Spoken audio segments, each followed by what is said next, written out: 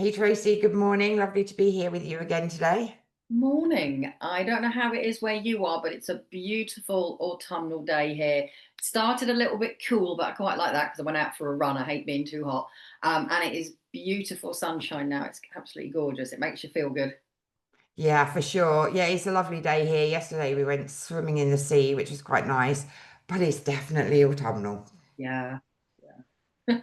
I'm in two minds on that one. I love autumn, but it means we're heading to winter.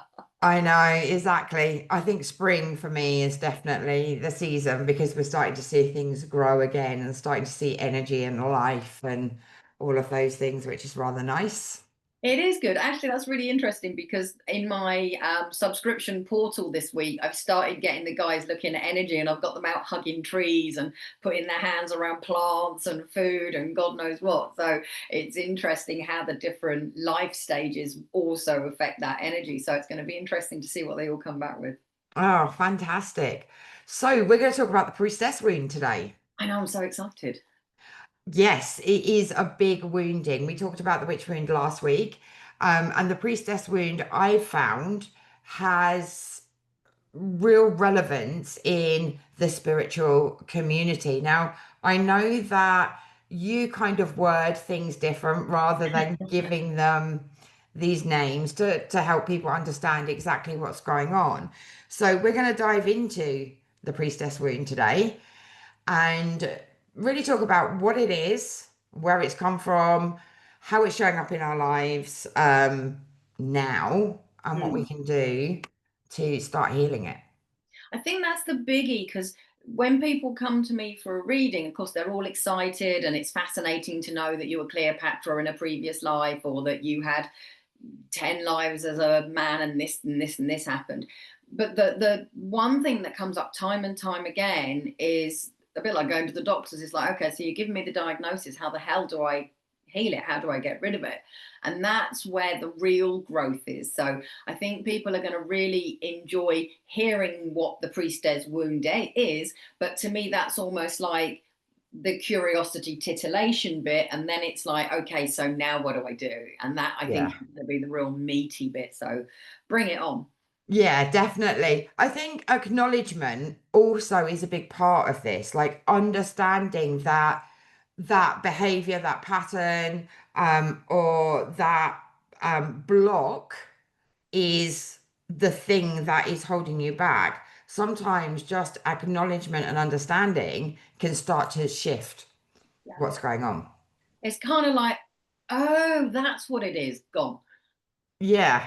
It's like just that awareness shifts that energy. Yeah. Sometimes there is deeper healing that's needed, but sometimes just that aha moment is so powerful. It really is. And, when we're talking about things like the witch wound, the priestess wound, we have had lifetimes, right? So just one quick healing may not kind of cover it because there's lifetimes. And plus, we've also got the energy and the trauma that's passed down through our lineage as Mm. well. And I think this is something that perhaps we could talk a little bit about is when we are healing ourselves with the help of the Akashic Records, we're not just healing ourselves, we're healing seven generations behind and the generations to come. And I think that that's really important. And I think it's awesome. It is awesome. And also, that healing goes through space and time. So we will heal the souls that we're incarnating with now. We will bring healing to our soul group, which is the people that we incarnate with time and time again. They don't have to be family here on earth. They might just be a friend or a colleague or, a neighbor. They don't have to be family, Mm. family. But the healing that it can bring is absolutely so huge. And if you took the McDonald's and the Campbells up in Scotland, the massacre at Glencoe, they still all hate each other, Mm. and that's like 300 years ago. Yeah. So if somebody resolved that now, that Yeah. is a lot of healing to a lot of souls just from that one thing alone. So the healing is not to be underestimated. You're healing yourself and you're helping to heal so many other souls and so many other times and places as well. Absolutely. It's a ripple effect that just goes across time and space, like you say. And it's absolutely fantastic. Like, if a few hundred people healed the witch wound, for example, or the priestess wound, imagine the impact on the collective. Oh, absolutely. And, we're not going to dive into the rabbit hole that is parallel universes and alternate dimensions today, because that's too heavy at this point. Yeah. Um, but potentially, if you're healing your soul in this life, so if Tracy's doing the work, any part of my soul that is having another life on this planet or in another dimension, an alternate time, that's getting the healing as well, which is why we have strange dreams. It's why we can suddenly have a personality shift and we're like, I don't know where that came from. It's because Mhm. someone else has done the work. So it's that your soul isn't just in one person. Your soul can be in half a dozen lives all at the same time, so those other five are going to benefit. So it's really it's really hard to really show people the magnitude of the impact of doing that Mm. self work. Yeah, 100%. I mean, it's just so powerful. And I really feel that we're being awoken at this time to do this work. Like, we have incarnated at this time, to start clearing these massive woundings so that we can free up the next generations as well as heal the past. Yeah, totally agree with you on that one. Yeah.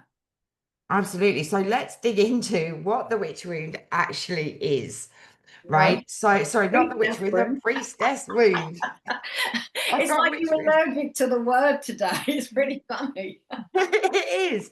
Right, okay. We're doing the priestess wound, okay? So every time I say witch, it's priestess. Okay. So the priestess wound is the soul level trauma from being suppressed, silenced, punished, um, all for holding like sacred wisdom, for holding our soul's truth, for our spiritual power. If you think about some of the priestesses and what they actually went through, but also intuitive leadership, which I think is really, really important. I did a soul story on Cleopatra a couple of days ago with the cards, and of course, the priestess wound came up, and it really showed what energy she was holding Yeah, from this that played out in her life. So it's very much about suppression. You can almost imagine a priestess being bound and tied yeah. so that she couldn't use her hands, so she couldn't use her magic to make changes for transformation. And I feel a lot of these priestesses were used and abused by different powers. So we're not only talking about persecution and all of those kind of things, we're talking about being abused by people in power and wanting to only them to use the power that the priestess held. Absolutely. And, with Cleopatra and the Egyptian kings and queens as a whole, whereas our royalty tend to go through the armed forces, they mostly did apprenticeships or were acolytes in the priesthood and the priestesshood until they were ready to take the throne. Mm, And just like any other country, I mean, crikey, you look at England's history and the machinations going on around Henry VIII, that wasn't limited to Henry VIII, but more people seem to know about the Henry VIII shenanigans. mm, So in those temples in Egypt, there would have been power plays because we've got the next king or queen as one of our acolytes, and we want our powerful god to be more powerful than the god that they're using at the moment. And so there would have been all sorts of power plays that either directly involved the priests and priestesses, and other mhm. times they were just a pawn and hadn't got a clue what was going on in the background. But you're left with the fallout, which, Cleopatra would have definitely had the fallout from. Yeah, 100%. It's all about, especially in Egypt, it's about show, it's about illusion, it's about what they wanted the world to see and believe. Mm, So it's a very controlled energy. right? Which I think is quite interesting. And also like when they've reached their limits or the next one's ready to come in, they were literally excised, Yeah. right? So it's not the persecution that we see in the witch wound, but they were exiled, Mm. right? Or they were, placed in tombs and things like that where they couldn't use their power. Yeah. So and generally, people of the villages and all of those things, they would have feared that power because they would have been told something that's a complete illusion about the power of a priestess and what Yeah. she can do. Whereas with the witch, they lived in the villages. The priestesses were very much outside of that. They were royalty. They were um, bigged up, I suppose, um, in a different way. But they were incredibly powerful, Yeah. incredibly powerful. And just like we have the social projections now, there were still those social projections Yeah. that kept normal people in fear of the priestesses and priests with the power. Absolutely. And then if you bring in the other power plays that were going on as well, and the female being repressed has been going on since Adam and Eve, Yeah. which that don't even get me on that one. But the priests were higher up the chain than the priestesses. The kings had more power than the queens, and people feared the female people, so they would want to repress any temple that was looking to get too big for its boots because Mm. they just wouldn't want the males being eclipsed by the females. So there was all that going on in the background as well. So that mixes things up a huge amount. Yeah, 100%. It's like women are always, so much lower than the men, but they're the ones that really create change in, what's going on in awakening. Of course, males have their role, but we Yeah. tend to look more to the priestesses than we do to the gods. Absolutely. And just to be clear here, I'm totally into the balance of the feminine and the masculine, the male and the female. We're both equal. We both bring different things to the table. So Mm, no one is better than the other. for But this sure. repression that we've had ever since the dawn of creation, where women are portrayed as the temptress and men are the weak ones that give in all the time, Mm, it's like it's madness, so that's messed with a lot of the power plays over the years because of that fear of the femininity, that desire to crush them and hold them back. And so it's interwoven in most of the different wounds. It's not just in the ones that sound feminine, but it is there all the way through everything. yeah, 100%. So where do these wounds come from? Mhm. So they'll come from lifetimes of um, being a priestess, serving gods, Yeah. right? Being in temples, serving gods, and not having a voice of their own because they were in service Yeah. at the end of the day. So they will have a vow of servitude placed in with that.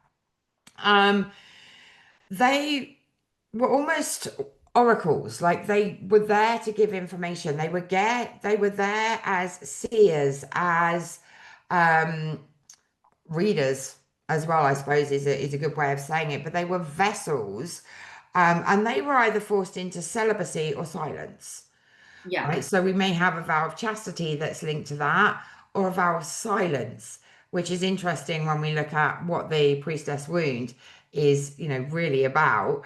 Um, so shall we talk about how it shows up today? Yeah. Yeah, great idea. Okay, so fear of being a leader is Yeah. definitely one of those. Fear of speaking our truth.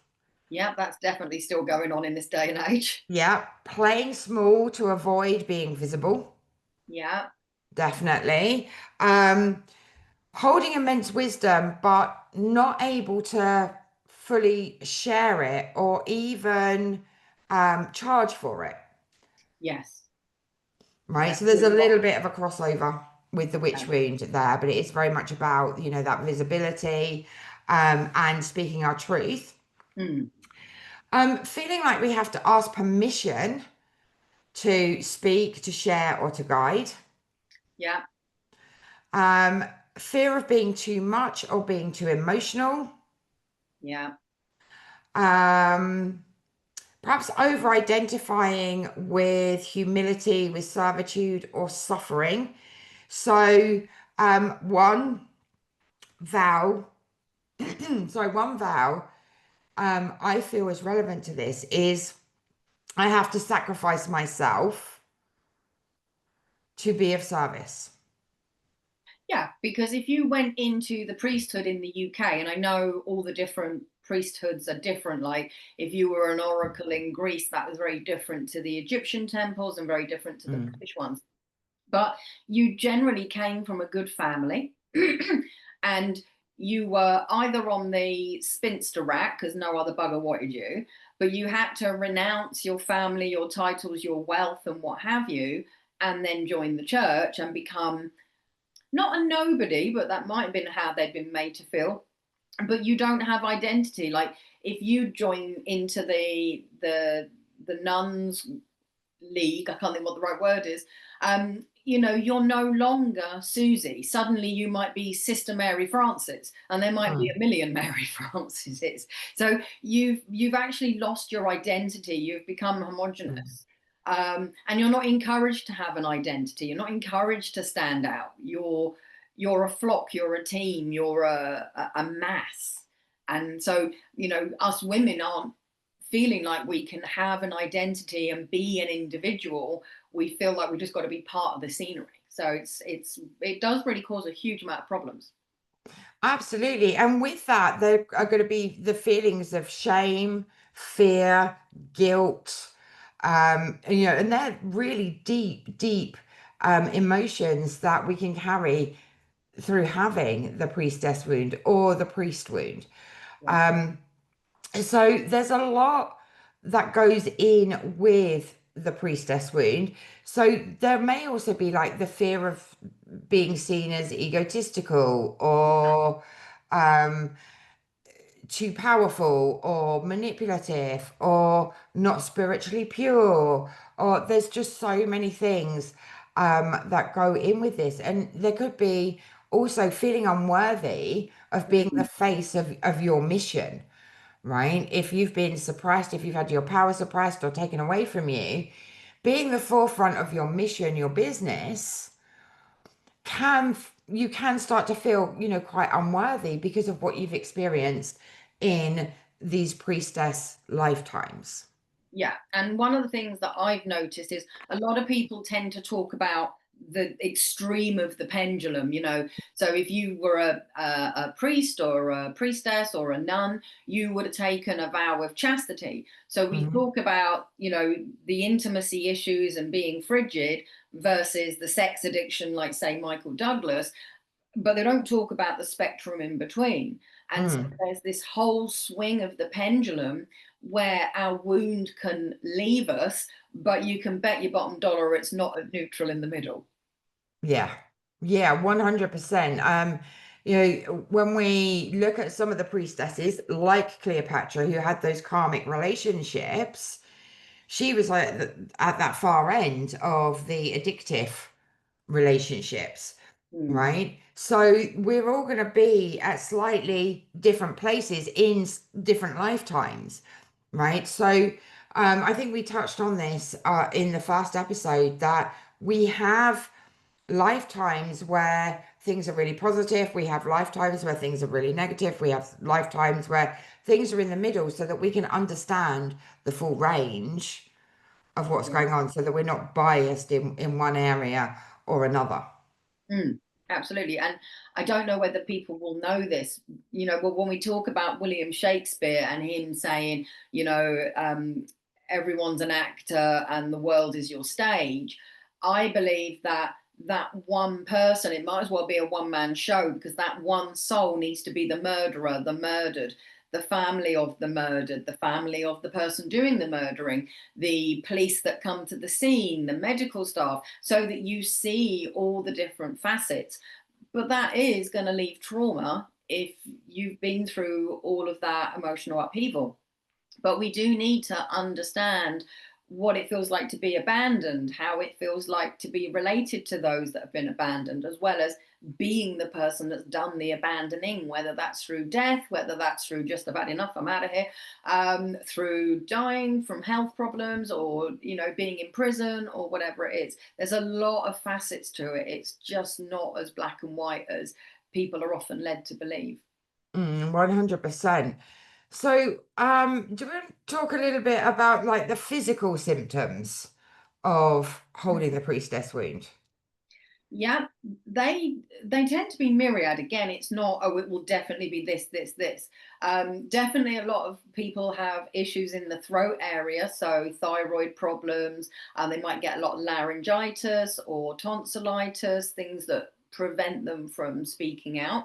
Or they can be like so chatty, it's like noise, noise, noise, but not necessarily a lot of substance.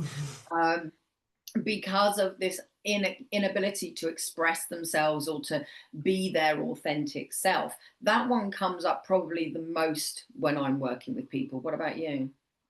Some anxiety, yeah, especially around the visibility piece, the charging their worth, they're stepping into a leader, right? Mm, Most of my clients have their own businesses and they're here to be a leader in whatever form that is for them. So that fear of being a leader, fear of being the face of the business, doubting their abilities. And I feel some of that actually links to anxiety. mm. Yeah, and certainly when we look at the chakra system, because everything shows up in the chakra system, because of the issue with poverty, that will affect the root and the navel chakra, and that will affect our ability to have abundance. Now, we might be consciously going, bring it on, I want to be as rich as Croesus, but whatever's going on energetically with us, with the priestess wound and with those chakras, might just mean it doesn't matter what we do, we just can't seem to get money and hold on to it, because whatever that belief is, maybe, like the vow back in the day when people took vows, they knew that if they didn't stick with that vow, their soul would go to hell or purgatory. Mm. Don't think that that's something that a lot of the world takes as seriously now. So people find it easier to break promises and vows. But when our soul knew that it was in jeopardy of purgatory and hell if it broke the vow, that vow was hugely important. And so when that soul died, it can bring that vow into this life. So a lot of people, their soul is still resonating with the vow of poverty Mm. when actually that one's done and dusted. And that's why abundance just seems to avoid them or elude them, because it's going against their soul. I always think of the kids trains we had as kids. They were magnetized, and we used to Mm. play with the magnets and try and put the same polarity together, and it would force them apart. And that's what I see when I find people have got this vow or this curse or something like that going on that's at odds with what they're trying to do in this life. It just keeps forcing the two apart, and until they clear that wound or that vow, they're going to keep having problems. 100%. 100%. So let's talk a little bit about healing the priestess wound. Now, as we mentioned earlier, we can go into the Akashic Records and have a look at some of your lifetimes as a priestess. We can learn the lessons, we can bring forward the gifts, and we can start to clear what you're holding on to emotionally without going through the emotion and the trauma. Yeah. So that's a really good way if you're interested in knowing a little bit more about your lifetimes, what you experienced, what magic you held, going into the Akashic Records and doing a deep healing is going to be the most effective way. But there are other ways that we can clear the priestess wound or start to clear it.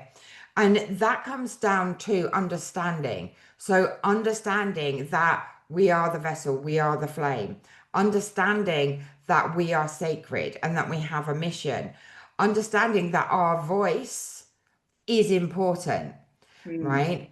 And for those that are, very fearful of being visible, it's about practicing being visible, right? It's not something that can just be healed really, really quickly, but with practice and dedication and devotion, you can start to clear the priestess wound from you. So you want to like step into that leadership role, Mm, right? The priestesses were here to be leaders. And if you're suffering with the priestess wound, then you're here to be a leader. So it's about practicing being that leader, energetically feeling the leader that you came here to be, and mm, start creating, start teaching without shrinking, without fitting into the box that you feel people want to see. It's very much about stepping into your authenticity, right? And stepping into the priestess that you came to be, not what people expect you to be. Um, Boundary setting also really, really important. very. Um, I talk about boundaries a lot because they are so important because we don't want to be surrounded by things, people, events, circumstances that literally drain our energy or take our time or stop us from fulfilling our purpose.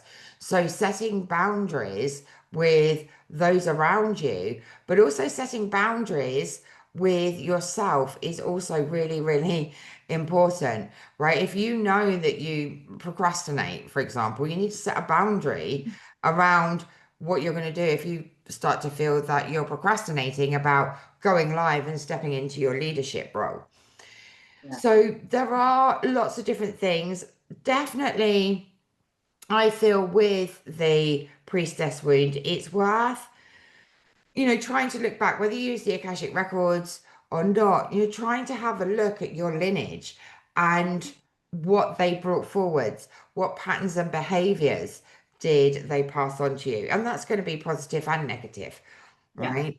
Um, and that can help you to see, what's been passed down and what needs to be released, both for you and for them.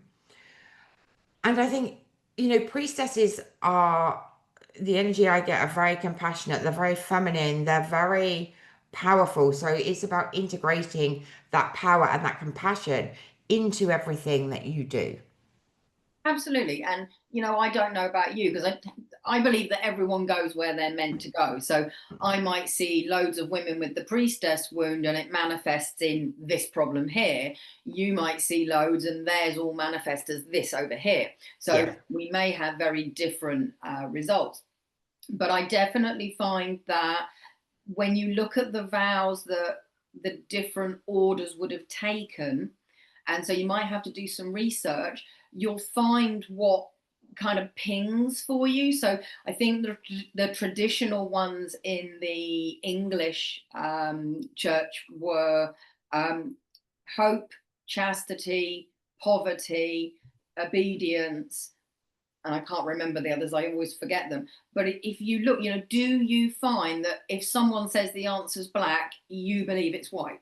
It don't Hmm. matter whether it's law, you'll go, no, it's not how it is. Because your soul is rebelling against that obedience. Mm. Do you find that you can't bear a silence? And if it's silent, you've got to put the radio on, or you've got to talk to yourself, or maybe the opposite. Maybe you can't stand noise and chatter and you have to go away and have that solitude, but that doesn't work with your lifestyle. And, women in the UK, I don't know about other countries, we're not really encouraged to have us time. It's like, no, Hmm. your husband needs you, your children needs you, your family needs you. You're supposed to be busy, busy, busy. It's like, actually, I just want to go and sit at the bottom of the garden with a cup of coffee and chill and listen to the birds sing. Yeah. So I see a lot of women with thyroid problems, a lot of women with self-worth issues, abundance issues, being able to voice and be their true self, Hmm. and fertility issues. It's like they don't feel it's safe to be pregnant. And Hmm. that will go back to that vow of chastity because Yeah. nuns were not meant to be doing stuff like that. Um, and again, if we look at the male side, because obviously there was monks as well, they were always told that anything trying to find the right word. Anything carnal was dirty, and your soul would go to purgatory and hell and be tortured for the rest of time.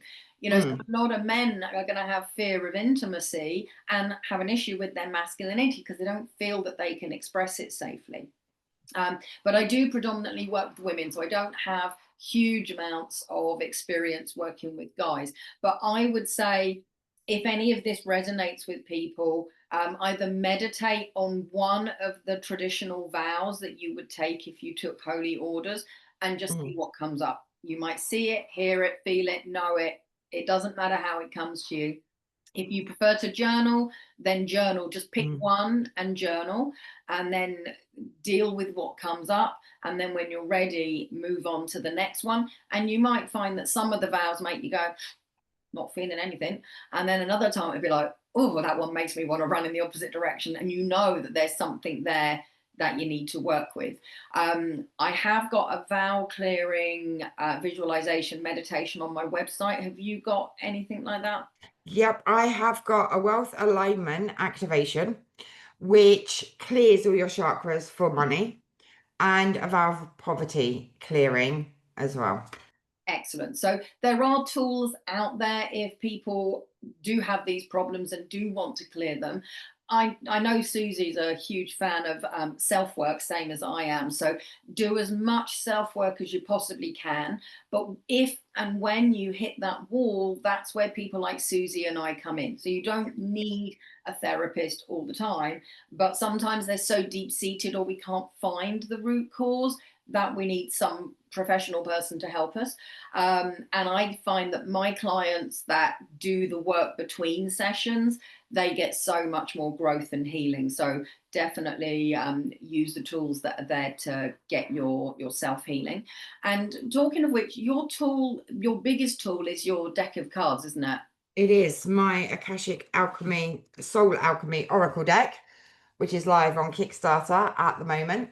It covers the major wounds like the Priestess Wound, the Witch Wound, the Sister Wound, Mother and Father wounds, but also it looks at the patterns and behaviors that we take on from our ancestors, from society. So it's really designed to help you to heal what is holding you back. So there's 6 different pathways that we go through within the deck, which is really powerful, and they include the wounds and the shadows, the relationships, money and abundance, and our energy. So, raising our energy and also our purpose and our mission and what we're here to do. So they're on Kickstarter now. So I will put the link in the description. So we're 70% funded, which is Brilliant. amazing. So we just need to get a little bit more funding so that we can get them live.